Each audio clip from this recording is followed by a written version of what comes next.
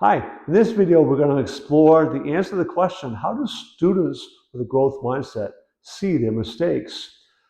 Inevitably, people with a fixed mindset are going to view their mistakes one way, while those with a growth mindset are going to view it completely different. So to answer and explore how and why that is, stay tuned.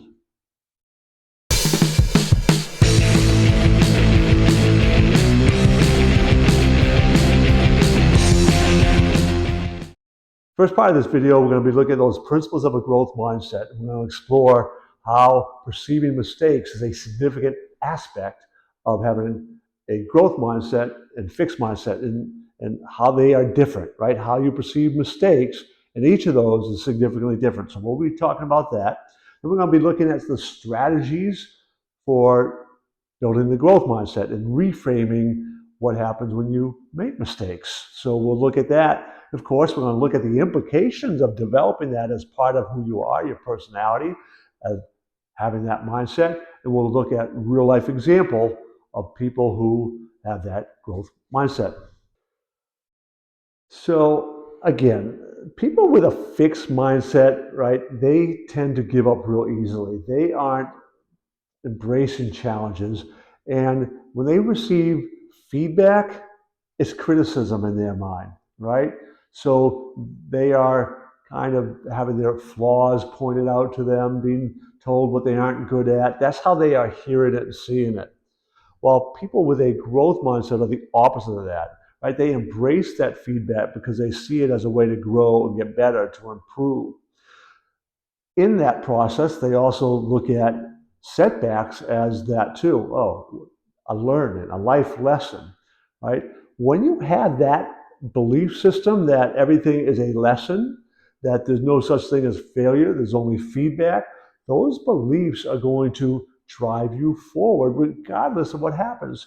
So people with that growth mindset, they don't even really view it as a mistake, right? Again, it's kind of like, okay, that didn't work. Why not? How not? How did I not get the result I wanted? And that's actually one of the strategies too, right? Asking questions. So somebody with that growth mindset is going to tend to focus more on process-oriented questions, right? Those process-oriented questions get into the how, right? How did I not get the right answer? What specifically did I do that led me the wrong way? Why is a little bit more motivational, right?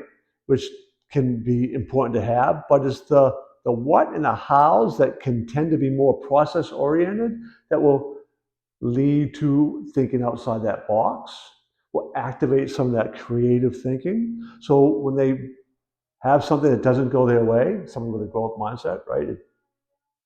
Outcome wasn't, that's not what I wanted to have happen. Those questions that they ask are more process oriented so they can begin to think outside the box, use that creativity to find another way to try it. All right?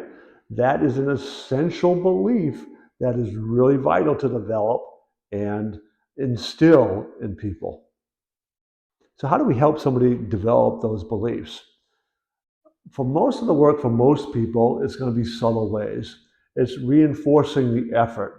It's asking questions for the person. It's like, all right, how can we do this? What didn't we try? What could we try differently? Trying to engage them to help in the process of trying to figure it out. What would happen if we tried this? What do you think? Right? When you begin to pose questions like that, pulling them into the conversation, pulling them into the engagement, then encouraging to try. Let's try this. Let's try that. And when you model emotional management yourself, right? And that's sometimes hard for us, right? We can get caught up in the emotions as well. You see their frustration, that can carry over to you, right?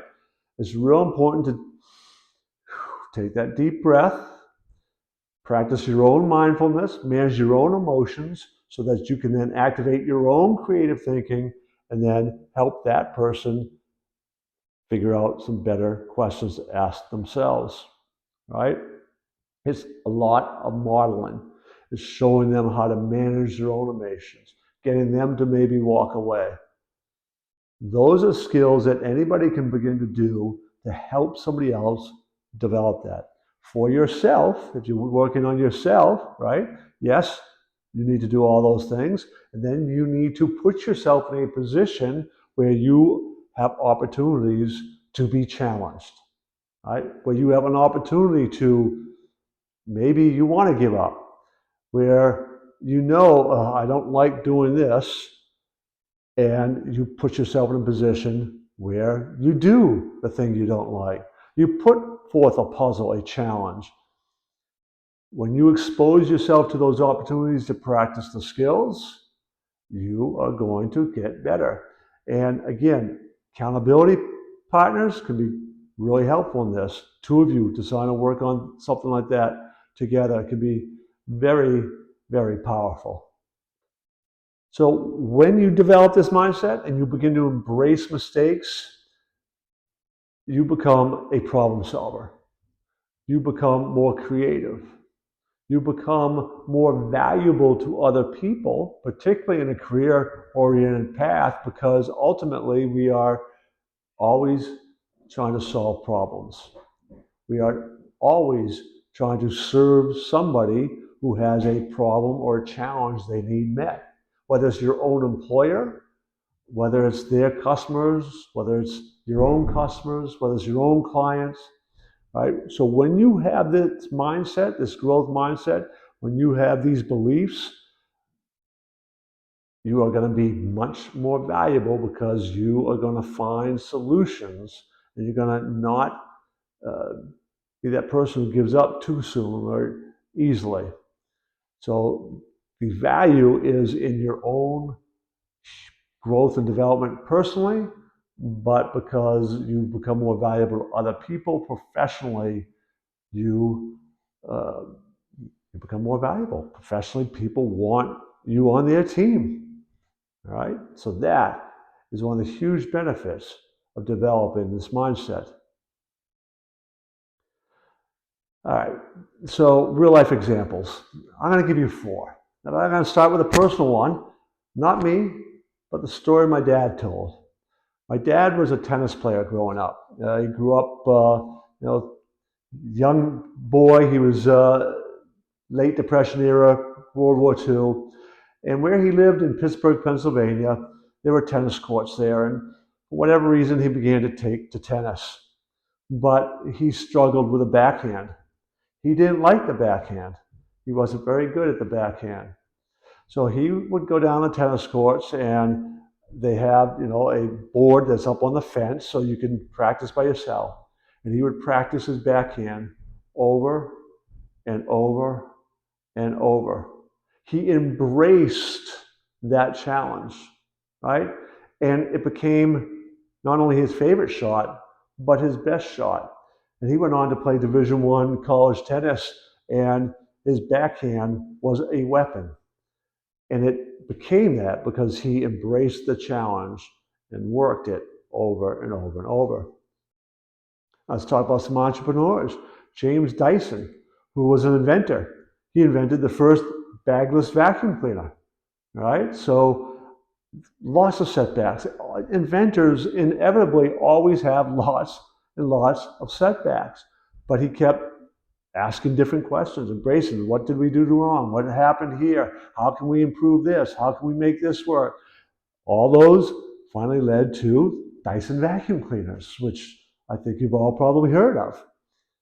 Alexander Graham Bell, right?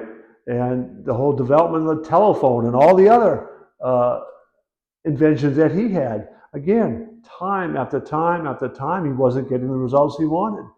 And he kept at it, kept persistent, kept trying new things, trying new ways. And what about the Wright brothers? These guys worked on bicycles, but they were going to develop their flying machine. Nobody had ever done that before. There was no model of success. But yet they believed they could make it work. They had their ideas, they had their theories.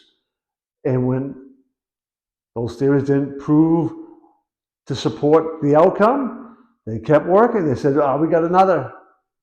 We got to try something else because we know this idea is going to work. Right? They had that belief in themselves, belief in their ability. And they kept persisting, and of course, we know the results.